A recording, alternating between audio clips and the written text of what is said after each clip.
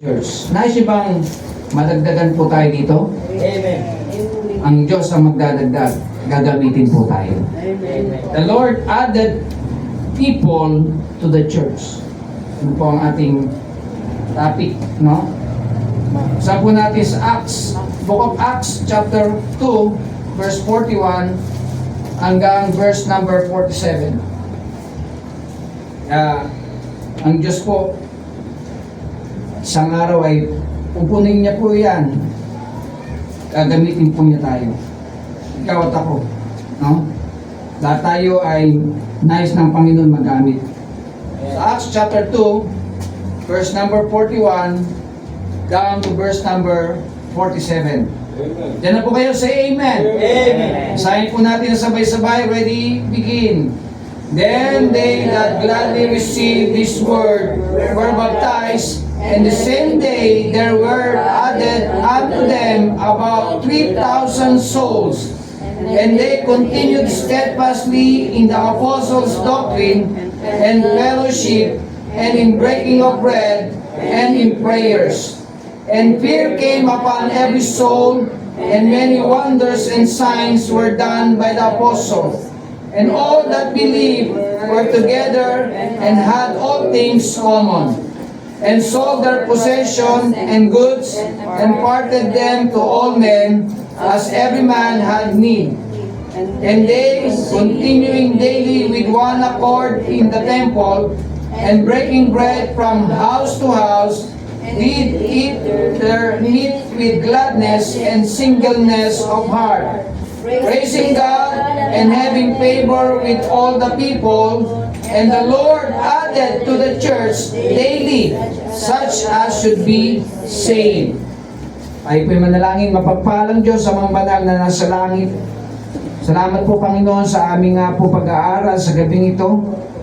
Ikaw nga po ang Diyos na mag-a-add ng mga makakasama po namin dito sa church, sa inyong iglesia, Panginoon, sa inyong local church dito sa FBC family. Lord, we thank you, Lord. Gamitin niyo po ang bawat isa po sa amin na maging instrumento para marami po kaming madala po sa inyong panan. Madala po namin na sila'y makakilala sa inyo, maging faithful, magamit sa inyong gawain, sa inyong kapurihan, Panginoon. Pinupuri ka namin, pinasasalamatan sa gabi ito sa tanging pangalan ni Jesus. Amen. Take your seat, mga kapatid. Salamat po. Okay, the Lord added people to the church.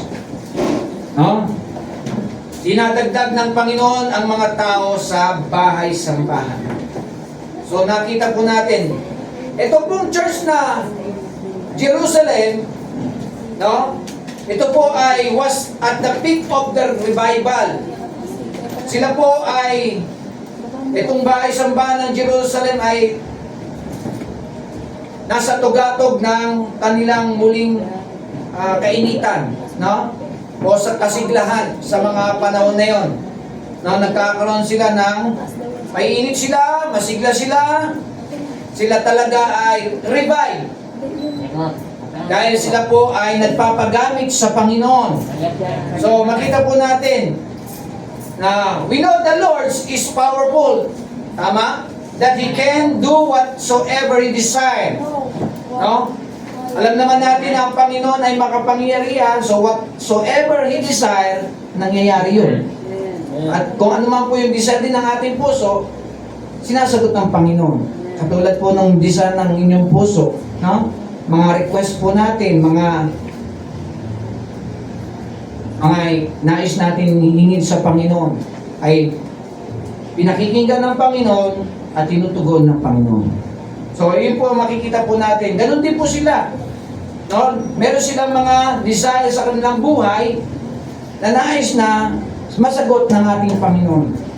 Sometimes He had done something in response to what He had done and what the church performs.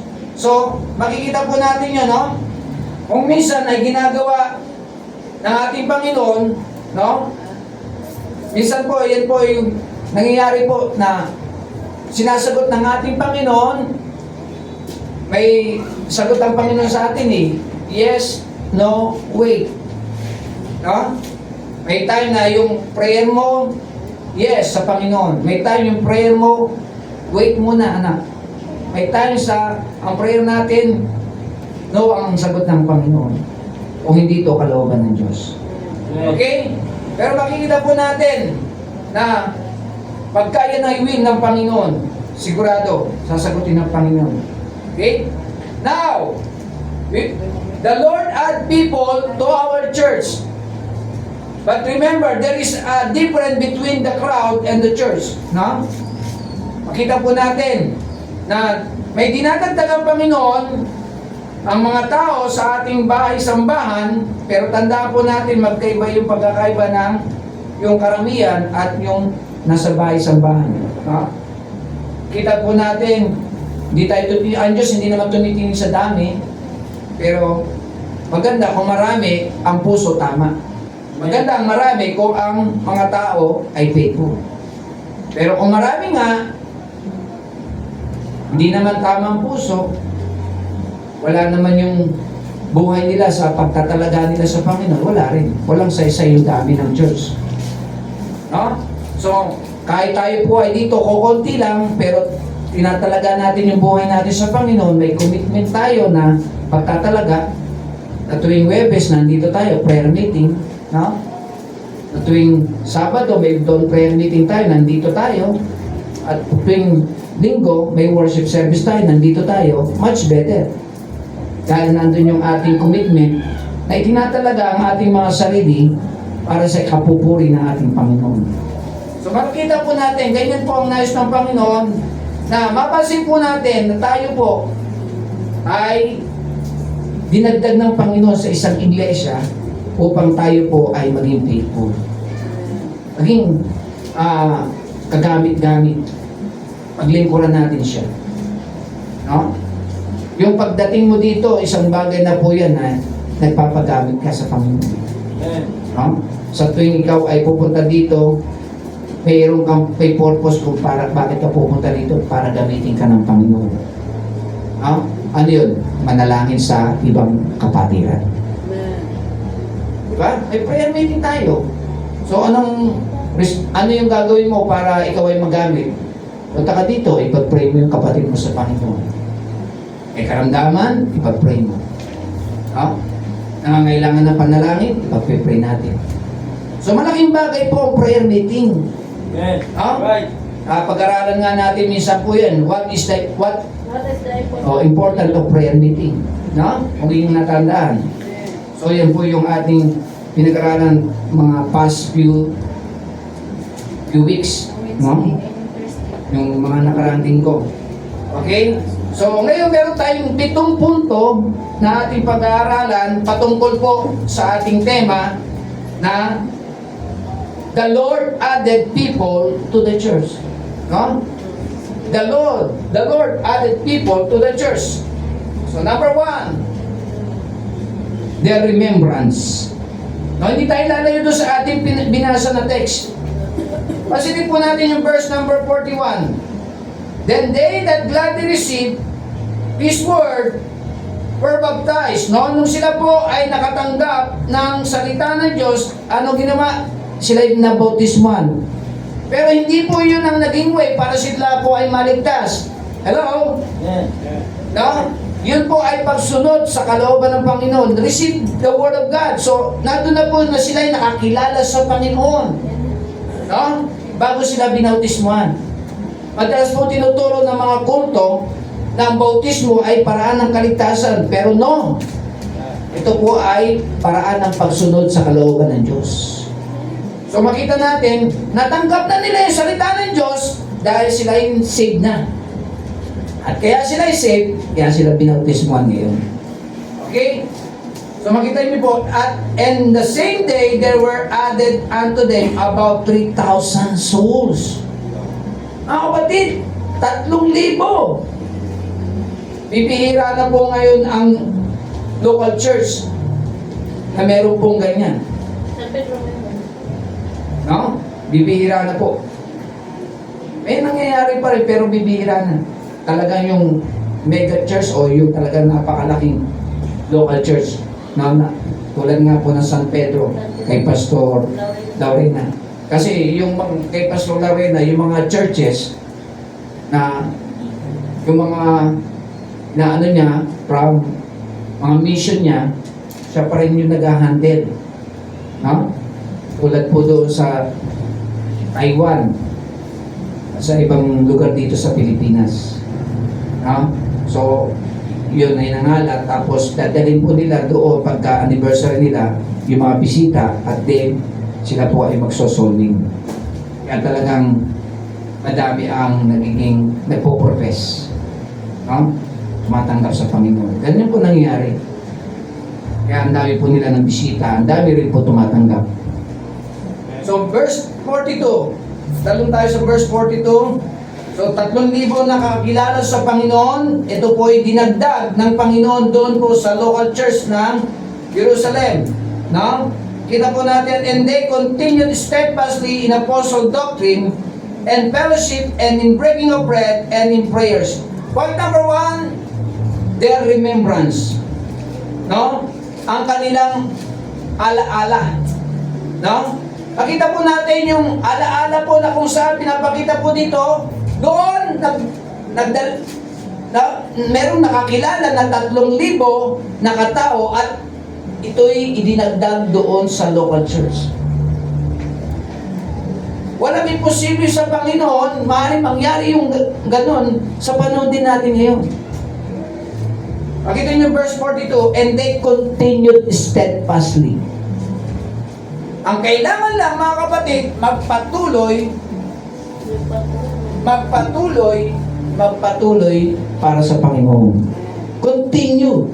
No? Tayo mga kapatid, we must continue steadfastly. Dapat tayo magpatuloy ng matatag o matibay para sa Panginoon. Amen. Right. Katulad po nito, they continue steadfastly. Saan? Unang-una, doctrine. Magiging matibay ang mga Kristiyano, mga kapatid, kung tama ang doktrina na itinuturo ng local church. Amen.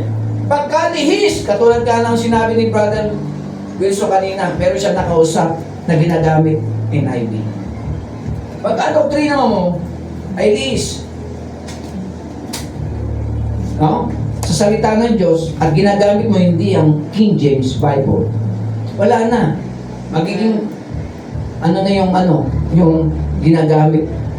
Magkakaroon na ng corrupt doon sa Bible na ginagamit. No? So may mga modern version sa ibang local church. Alam niyo po, hindi po dapat ginagamit yung mga modern version. Ang gagamitin lang talaga ay King James Bible. No? Kaya they continued steadfastly sabi diyan, in apostle doctrine. Pansinin niyo po dito sa 1 Timothy, basahin natin. Alam niyo po ba may doktrina rin si Satan? At may doktrina ang Panginoon? 1 Timothy 4:1. 1 Timothy. Pero kasi doktrina na galing kay Satanas. Tingnan niyo po. 1 Timothy 4:1. Sabi dito, now the Spirit speaketh expressly that in the latter time some shall depart from the faith, giving heed to seducing spirit and doctrines of devils. May doktrina ang demonyo. So kailangan makita po natin merong good doctrine, merong bad doctrine. At meron din doktrina ang ating Panginoon. Siyempre, tingnan po natin, Titus chapter 2 verse 10. Titus chapter 2. Titus chapter 2 verse 10, may doktrina ng ating Panginoon. Yun ang good doctrine. Pero yung doctrine of the devils, yan ay bad. No? Tinitwist niya yung salita ng Panginoon. Titus 2:10, not following, but showing all good fidelity, that they may adore the doctrine of God, our Savior, in all things. No? Nakita niyo po? The doctrine of God, our Savior. Sino yung God na yun? Yung Savior. At sino yung Savior? Jesus Christ. No? Kaya makikita niyo po, doctrine of God, our Savior. Sino yung Savior? Ang ating tagapagligtas at tinawag siyang God. Tinawag po siyang God. Yung Savior na yun, walang iba si Jesus Christ at siya God. Nakita niyo po dyan sa verse number 10? Sa Titus 2:10? So may doctrine of the devil and may doctrine of God. Nakita niyo po? Kaya huwag po natin hayaan mga kapatid na tayo po ay maling lang iba-iba ang doktrina. Pero mag-ingat tayo, may doctrine of the devil at mayroong doctrine of God, our Savior. Ito yung doctrine of God, our Savior, na tinuturo si Kristo ay Diyos. Pero pagka tinuturo si Kristo ay tao lang at hindi Diyos, yun ay doctrine of the devil. Ingat po tayo sa mga modern version. Inaalis po yung Trinity, inaalis po yung deity of Christ. Yan, di ba? Napag-usapan ni Brother Wilson yun, Trinity at deity of Christ. Nawawala. Doctrine of the devil yan. Ingat po tayo. Kaya makikita po natin, ito po ay kanilang alaala na dapat nating alalahanin. No? Nagdadagdag ang Diyos sa isang local church dahil sila po ay continuous steadfastly in apostle doctrine at also, balik tayo doon sa Acts chapter 2. Huwag po tayo, hindi tayo mawala doon sa Acts chapter 2. Meron din sila ang tinawag doon, apostle doctrine and ano ba? Fellowship. Kaya malaking bagay mga kapatid, tayo, hindi dapat tayo uma-absent sapagkat meron tinatawag na fellowship. Amen. Ito po yung ginagawa natin. Nagpe-fellowship tayo dito. After ng ating worship service, nagkakaroon tayo ng fellowship sa kapatiran. Amen. Ha? Nagkakamustahan, no? Nagpapanalaginan, nagkakaroon ng, di ba? Nagmamahalan. Tama saan si Sister Christina? No? Nagkakaroon ng talagang nag-i-encourage, nagpapalakasan. No? Yun po yung ginagawa natin dito. Pinapalakas yung kapatiran, no? Inaalalayan, no? Ni-encourage, pinagpipray, name it. Marami pa pong iba. No? Not only in doctrine, fellowship, ano pa yung breaking of breads, yung ginawa po natin last Sunday. Tayo po ay nagkaroon ng Lord Supper. At naging matagumpay po yung ating Lord Supper nung Sunday. Amen? Amen. At salamat sa Panginoon. Marami po tayo ng Lord Supper. Puno po tayo. Biyaya ng Panginoon. To God be the glory. So yun po, sinabi po dyan, we must continue steadfastly in doctrine, good doctrine, fellowship, breaking of bread, and prayer. Mga kapatid, kailangan po maging matibay tayo, maging matatag tayo. No? Sa salita, sa doktrina, sa fellowship, saan? Sa Lord's Supper, at pananalangin po ng church. Kaya nga tayo may prayer meeting. Napakalaga po ng prayer meeting. Yan ang hindi lang po naiisip ng ibang mga kapatiran, mga kapatid. No? Pero pagka ikaw ay nasa prayer meeting, matured ka kung ikukumpara sa iba. Bakit? Alam mo kung gaano kahalaga ang prayer. Amen. Alam mo kung gaano kahalaga ang pananalangin. Praise the Lord. Kaya makita niyo po, we must continue steadfastly in apostle doctrine, fellowship, breaking of bread, and prayer. No? So, point number 1, their remembrance. Number 2, dito na po tayo. Kaya kailangan natin yung alalahanin po natin, yung ating pag-aalala, yung kanilang alaala, no? Ay huwag nating kalimutan yung kanilang alaala. Itong mga Church of Jerusalem, no? Pangalawa, their reverence. Reverence, meaning yung kanilang paggalang, no? Yung kanilang paggalang po.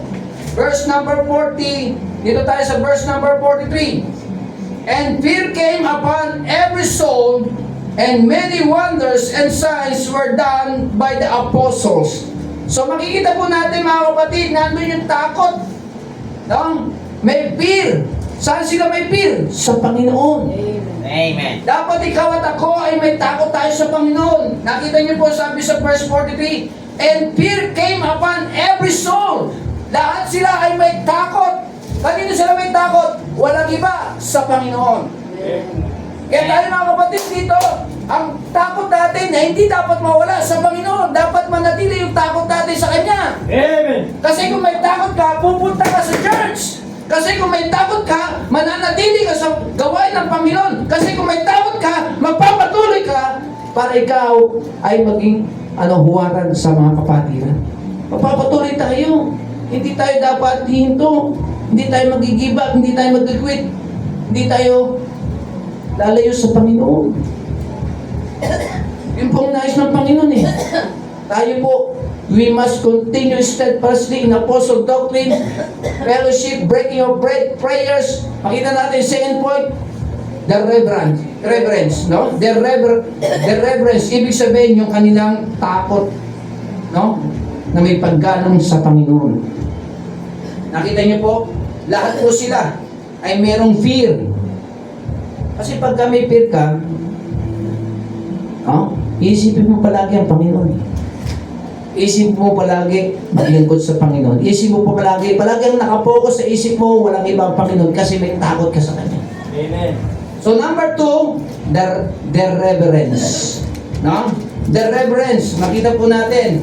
Fear before the Lord must be ever present.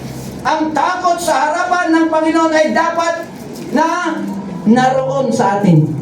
Every time, mga kapatid, hindi dapat nawawala yung takot mo at takot ko sa Panginoon. Amen? Kaya kailangan makita po natin.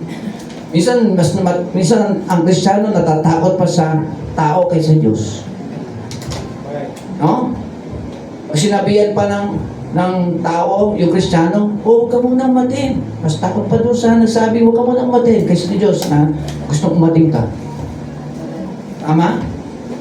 Mas natatakot ka pa doon sa nagsalita na huwag ka na umatin kaysa sa Panginoon na gusto kang makita sa church. No? Ganun po ang isa ng Kristiyano. Nadadala ng tao, doon pa nagkakaroon ng takot sa kapwa niya tao kaysa Diyos na naglalang sa kanya. No? So makita po natin, fear. No? Meaning their reverence.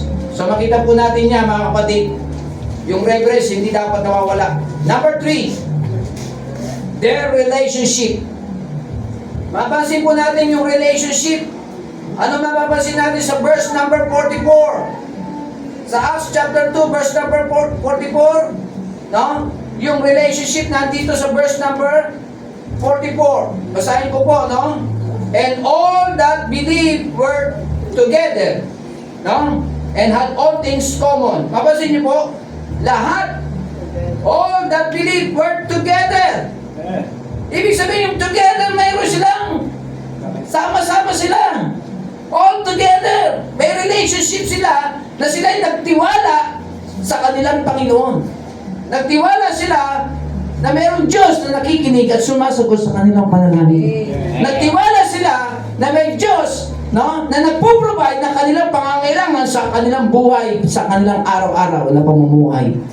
Ganun po ang Panginoon nila. Ganun sila, meron silang all together, nagtiwala sila na buhay ang kanilang Diyos, hindi patay. Patay ba ang Diyos natin dito? Hindi. So magtiwala tayo kagaya ng mga ito, mga kapatid. Itong Jerusalem, itong mga nauna sa atin na nagtiwala sa Panginoon, all together sila na nagtiwala sa Panginoon, sa kapangyarihan ng Panginoon. No? Na sila po ay hindi pinabayaan ng Panginoon.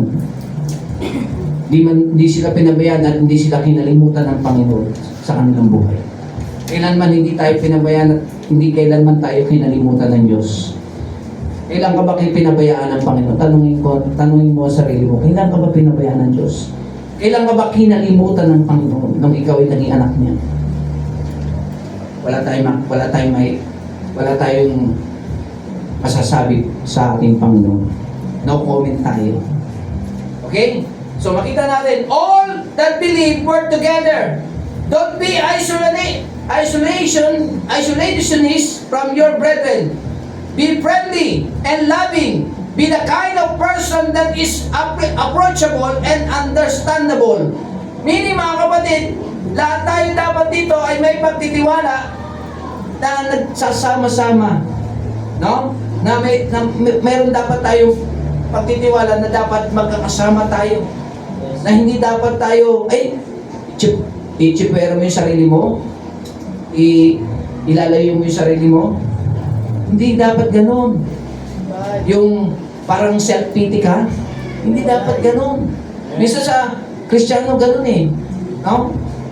Huwag mong ialis, huwag mong itsupwera yung sarili mo sa church. Huwag mong iiwas. Huwag mong ilayo. Mas lalo ka lumapit sa kapatiran. Pamilya tayo dito. Sa FBC, magkakapatid tayo, pamilya tayo dito. Hindi ka itsupwera dito. No? Hindi ka namin tinataboy. Walang magtataboy sa'yo dito. No? Kasama ka namin. Pamilya tayo. No? So yun po yung isolationist. Ibig sabihin, hindi ka dapat humiwalay. Don't separate yourselves from us. No? Maging isang uri ng tao na madaling lapitan at naiintindihan ka. Ganun po tayo dapat dito. No? Approachable and understandable. Dapat. Approachable tayo dapat sa ating mga kapwa kapatiran. No? So makita nyo po yung relationship nila, mayroon silang pagtitiwala at sila po ay hindi nagkakaroon ng hiya. Bisa kasi yung hiya, mga kapatid, yun ang nagiging dahilan para yung isang tao, isang kapatid, lumayo.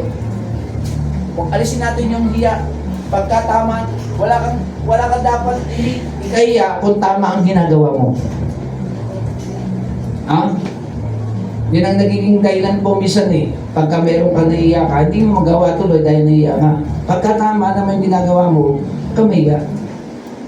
As long yan ay tama, no? Huwag kamiya. So, huwag po nating alisin yung ating sarili. Their relationship, no? Yung kanilang relasyon, makita po natin, hindi nagbabago. Huwag kang magbago. Huwag mong i-segregate yung sarili mo sa mga kapatiran. Huwag mong i-separate yung iyong sarili sa mga kapatiran na nagmamahal sa iyo at nananalangin sa iyo. Isa may mga kapatid ganyan. Sila, kayo na lang. Parang inaano po niya, nagiging self-pity na siya. No?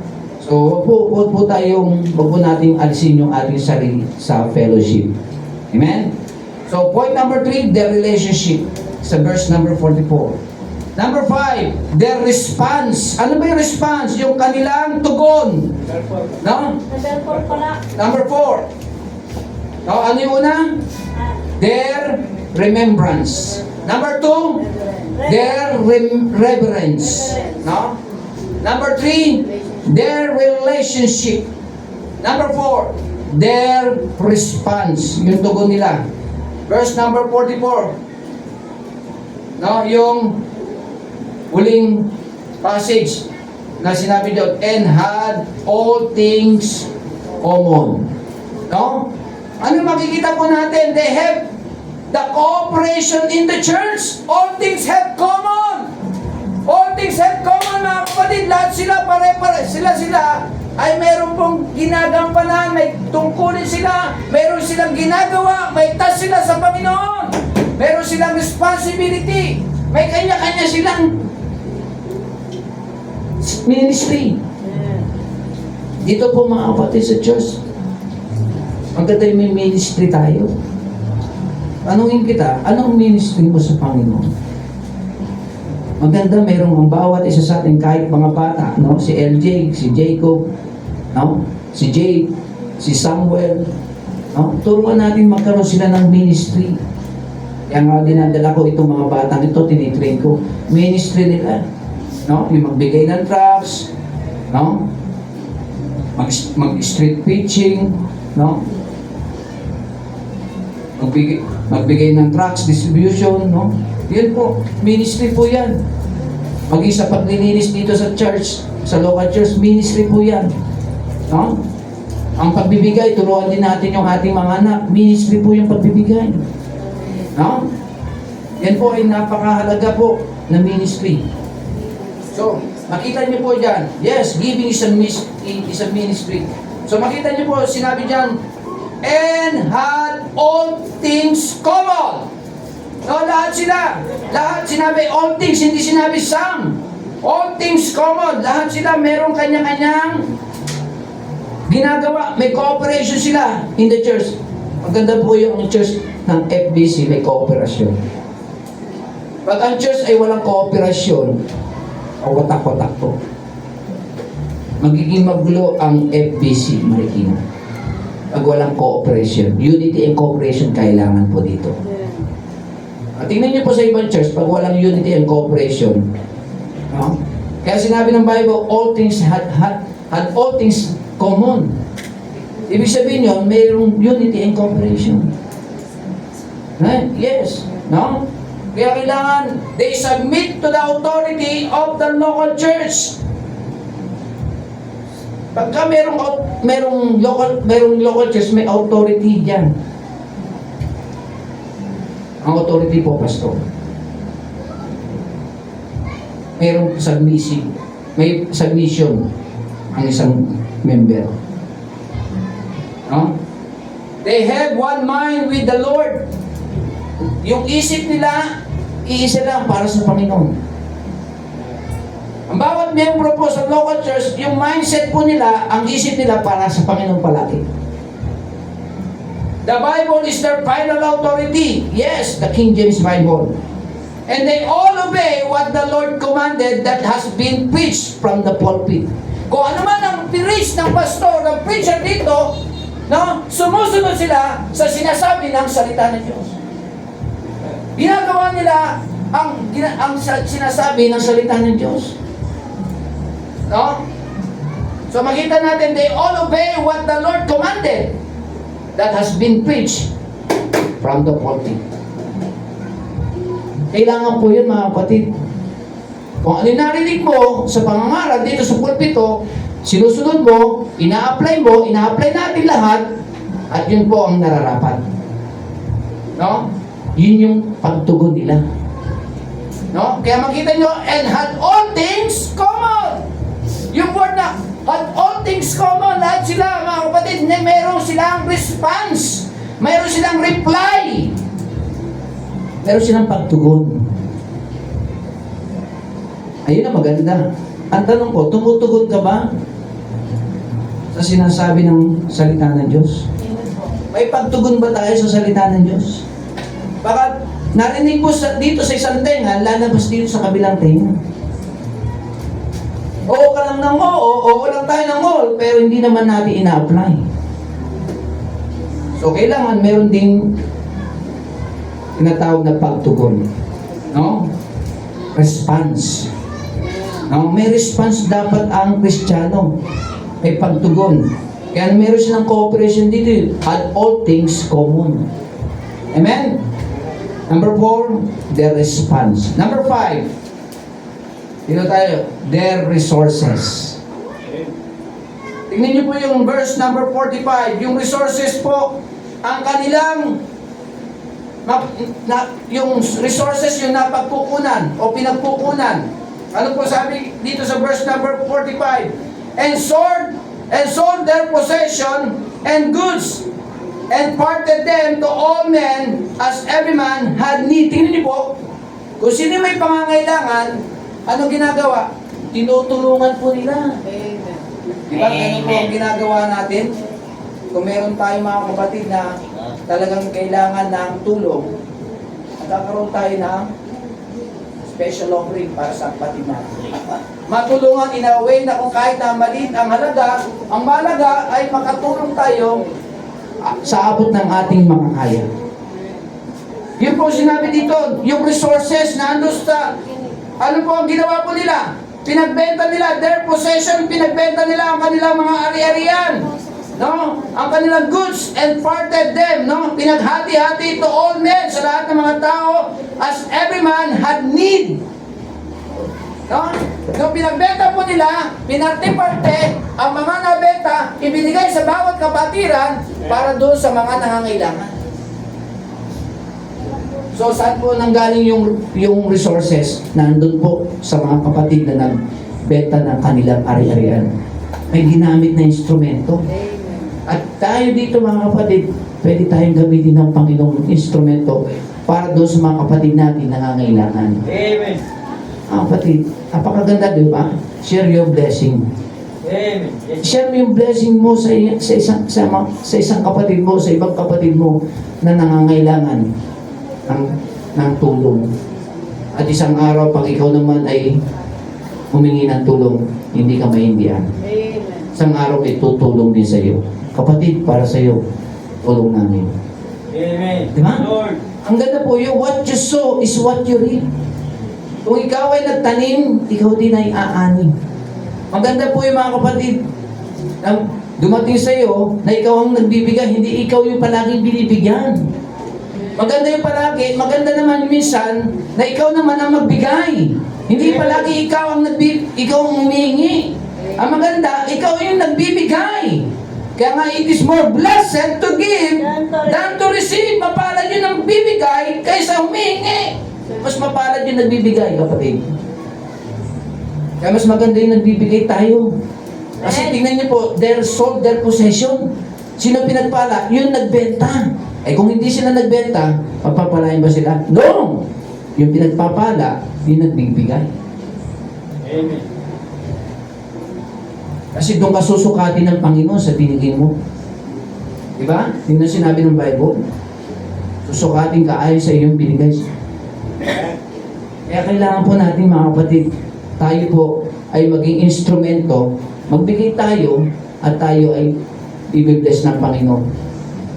Kailangan tayong magbigay. No? Ang pagbibigay po, mga kapatid, hindi po yan sa pera lang. Ang pagbibigay po yan, mga kapatid, hindi lang po sa pera. Pwede po kayo magbigay panalangin. Pray ka sa kapatiran mo. Oh. Ano ba? In kind. No? At damit. Halimbawa, yung isang kapatid mo na nangangailangan ng damit. Pwede mong bilhan. May damit kang hindi mo nagagamit. Pwede mo ibigay na. No? Ano pa? Di ba? Yung mga gamit na hindi mo nagagamit, hindi mo ginagamit, o walang gamit yung kapatid mo, pwede mo ibigay yung gamit. Di ba? Ganun po yun eh. Kaysa walang gumamit, ibang makinabang, kapatid mo pa sa Panginoon nagagamit. Yes. So yun po mga kapatid, kaya nga sila ay sinod nila, pinagbenta nila yung kanilang mga ari-arian at pinaghati-hati ito at ibinigay sa mga kapatiran na nangangailangan. Wow. Amen. Sold their possession. At lahat po ay nakinabang lahat. Amen? So nakita niyo po, ito pong ginawa po nila. Hindi sila naging maramot. Minsan po ang Kristiyano maramot pa kaysa unbeliever. Nakakalungkot po yun. Kristiyano tayo naturingan pero maramot pa tayo kaysa unbeliever. May mga unbeliever hindi maramot. Diba? Tingnan niyo po yung publican saka yung Pharisee and publican. Ano yung nangyari doon po sa Pharisee? Diba? Nagbibigay ako ng tithes. Hindi siya maramot ha. Pero unbeliever siya. Sabi niya, nagtatithes ako. Hindi siya maramot magbigay sa Panginoon. Pero hindi siya ligtas. Diba? Sa Luke, chapter 18. No? So makikita po natin their response. Okay? Their resources. And number 6, dito na tayo. Verse number 46. And they continued daily with one accord in the temple and breaking bread from house to house, did eat their meat with gladness and singleness of heart. Makita natin dito, their reinforcement. Ang kanilang pampalakas, pampatibay. Ano yung sumusuporta sa kanila? Ano ba nakita natin? Daily with one accord in the temple. No? Talagang sama-sama po sila. They were united in the word of the Lord. Amen. Nagkakaisa sila sa gawain ng Panginoon, mga kapatid. Hindi sila sari-sarili. No? Meron silang pagkakaisa. Katulad yan, meron tayong tinatawag na Parents' Day. Ano gagawin natin bilang magkakapatid dito? Agam-agam. No? Meron tayong potluck Sunday. So, merong share yung blessing. Magkaroon tayo ng unity and cooperation. Hindi lang yun, magdala tayo ng bisita. Ng nanay, ng tatay. Para sila po ay ma-enjoy po nila yung fellowship dito. At isang araw gamitin po sila na sila po ay makakilala. Dito sila ay dagdag ng Panginoon. And the Lord added unto the church daily 3,000 souls. Kahit isang souls man lang, makabingwit tayo. O kaya more than that. No? Nagdala ka ng nanay at tatay dito at yun ay makakilala at yun ay yun ay dalhin dito at lumago. Yun ay reward po pa sa langit. Reward po pa sa langit. Reward pa natin sa langit yun. No? So makita nyo po, no? They continued daily with one accord. Yun po makikita na they were united in the work of the Lord. No, nagkakaisa sila para sa gawain ng Panginoon. Kaya nga sinabi dito, continue daily with one accord in the temple. This church has a strong teamwork. Meron silang teamwork. Laking bagay po yung teamwork. Ano yung teamwork? Pagkakaisa. No? Meron silang teamwork. Maganda eh. Yung sa isang group, di ba? Pag may teamwork ang isang grupo, matagumpay. Amen. May pagkakaisa eh. Pero yung isang grupo na walang teamwork, watak-watak, hindi mananalo. No? Hindi magkakaroon ng tagumpay. Kaya malaking bagay tayo mga kapatid dito sa FBC, magkaroon tayo ng teamwork.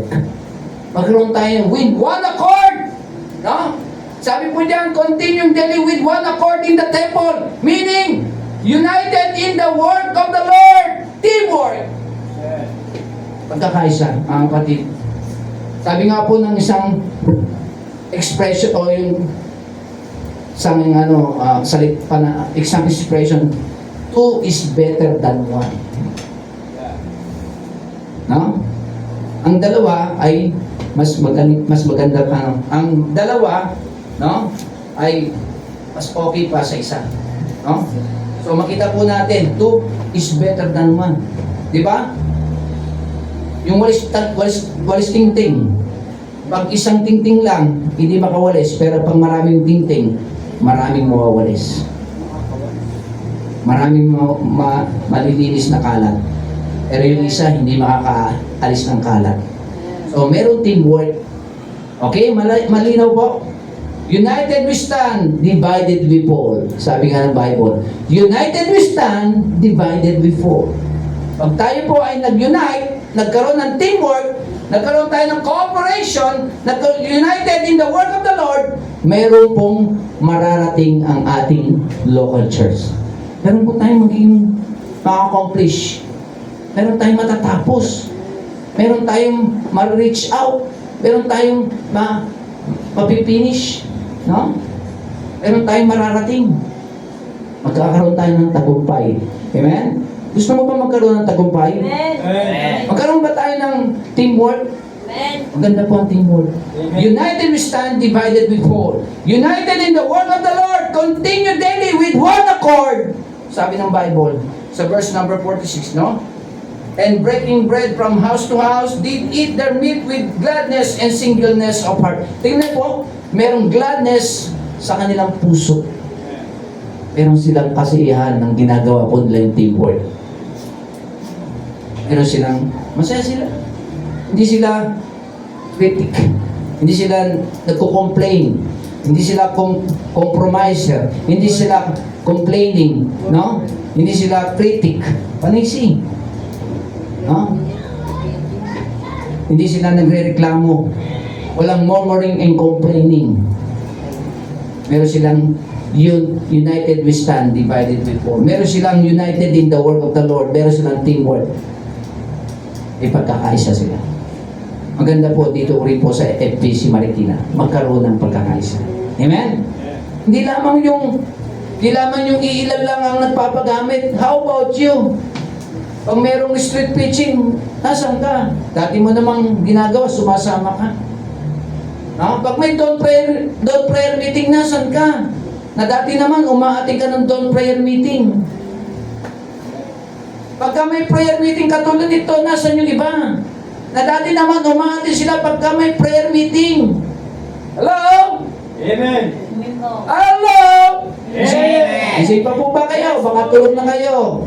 No, mga alas 8. Alas 8:30 na. Okay, tatapusin ko na po. Amen. Pang 7. Ang 7. They're rejoicing. Tingnan niyo po. They're rejoicing. Amen. Praising, verse number 47. Praising God and having favor with all the people. And the Lord added to the church daily such as should be saved. Amen. Makita niyo po, praising God, nagpupuri sila sa Panginoon and having favor with all the people. No? Mayroong pabor. Sabi diyan, no? With all the people and the Lord added to the church. Sa verse 47, binanggit yung gladness. They're rejoicing. No? They were happy people because of that. The people saw the difference in their lives. No? Good testimony nakita po sa kanila. Ang kapatid, pag nakita ang good testimony sa bawat isa sa atin, meron tayong may hikayat. Meron tayong madadala sa Panginoon. Amen. Dahil yung good testimony, nakita sa iyo, nakita sa akin, marami tayong madadala sa Panginoon, may hikayat, mayroon makikita nila yung patotoo natin, madadala natin sila dito sa church at makakapakinig sila at makakakilala sila sa Panginoon. Ang kapatid, ingatan po natin yung testimony natin. Katulad po nito, praising God and having favor with all the people. No? Kaya makita po natin, and the Lord added to the church daily, no? Araw-araw, such as should be saved. Nagdadagdag ang Panginoon. Kailangan lang po, meron po tayong puso na masayahin. Kasi pagka hindi ka masaya, nag-aakay ka ng kaluluwa, hindi ka masaya, paano mo siya madadala? Kasi isipin ng nag-aakay, isipin na inaakay mo, hindi naman, inaakay ako nito, hindi naman siya masaya. Maganda, masaya tayo na inaakay natin siya. Para nakikita sa ating aura, sa ating pagsusolving sa Kanya, pag-ikahit sa atin, pag-ikahit natin sa Kanya, masaya tayo dahil masaya ang buhay ng Kristiyano, masaya tunay. Hello? Amen. Ang buhay ng Kristiyano ay masaya tunay. Amen. Masaya tunay. Amen. Ha? Ang buhay ng Kristiyano ay masayang tunay. Masayang tunay. Masayang tunay. Di ba? Yan ang inaawit natin sa mga bata. Buti pa yung bata, marunong umawit ng masayang tunay. Ikaw na matanda, marunong ka ba umawit ng masayang tunay? Bakit hindi ka masaya? Sa about time, maging masaya ka na. Verse 47, sinabi yan, no? Gladness. Nakita po natin sinabi, gladness. No? Nagkaroon ng kasiyahan sa kanilang puso na sila po ay naglingkod sa Panginoon. No? Gladness in their heart.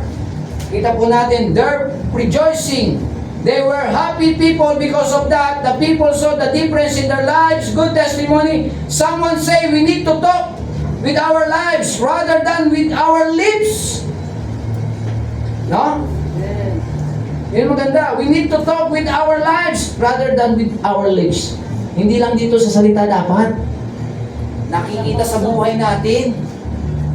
Mga kapatid, hindi nakikita sa ating mga sinasambit. Nakikita sa ating buhay yung ating good testimony. Amen. Yes, ang ganda ng pananalitaan ng Kristiyano, pero hindi nakikita sa kanyang buhay yung kanyang nga pong good testimony. Hindi siya makakapagdala ng kaluluwa. Tama? Pero kung ang buhay niya maayos, mas maganda yun. No? Nakikita sa ating buhay yung ating testimony. Hindi sa ating mga sinasabi. Tama? Amen. Yan po ang makita po natin. Mas maganda po yun. No? We need to talk with our lives rather than with our lips. Are you happy in the Lord as you serve Him? Masaya ba tayo sa ating Panginoon? Tayo naglilingkod sa Kanya. Masaya ka ba na ikaw ay naglilingkod sa Kanya? Are you happy? Amen. Living with content. No? Namumuhay ka ng kontento sa iyong buhay Kristiyano. Praising daily in everything. Hello? Pinupuri mo ang Panginoon sa iyong buhay. Kaya sinabi, praising God. No? Bilang Kristiyano, dapat hindi nawawala yung ating pagpupuri sa ating Panginoon. Amen? So, i-recap natin, 7 punto. The Lord added people to the church. Number 1, their remembrance. Number 2, their reverence. Number 3, their relationship. Number 4, their response. Number 5, their resources. Number 6, their reinforcement. And number 7, their rejoicing. No? Ganda po ang ating pinag-aralan. And the Lord added people to the church. Gusto mong madagdagan tayo dito? Gawin natin itong 7 to. Gawin natin itong 7 to. Gusto mong madagdagan tayo dito? Lahat tayo, with one accord, one mind, gawin natin ang mga bagay nito para dumami tayo. No? Especially yung testimony natin. Testimony, no? Our lives, not our lips. Okay? So, dyan po tayo magbukas mga kapatid. I hope and pray meron tayong natutunan sa gabi nito. Tayo po'y manalangin, mapapalang Diyos sa mga banal na sa langit. Salamat po sa aming natutunan, Panginoon. Tunay nga po, kailangan po namin ang 7 punto na ito. Kailangan po namin yung alalahanin po yung ginawa po ng mga naunang mga kapatiran po sa amin. Sila po, Panginoon, nagkaroon sila ng teamwork. Nagkaroon sila ng unity and cooperation. Nagkaroon sila, Panginoon, ng burden sa kaluluwa. Nagkaroon sila ng puso sa kapatiran na kahit na ibenta ang kanilang ari-arian para lamang po sa pangangailangan nila ng kanilang mga kapatid sa Panginoon. Salamat po, Panginoon. We hope and pray kami dito sa FBC Marikina, Panginoon, ay maging kagaya ng Jerusalem,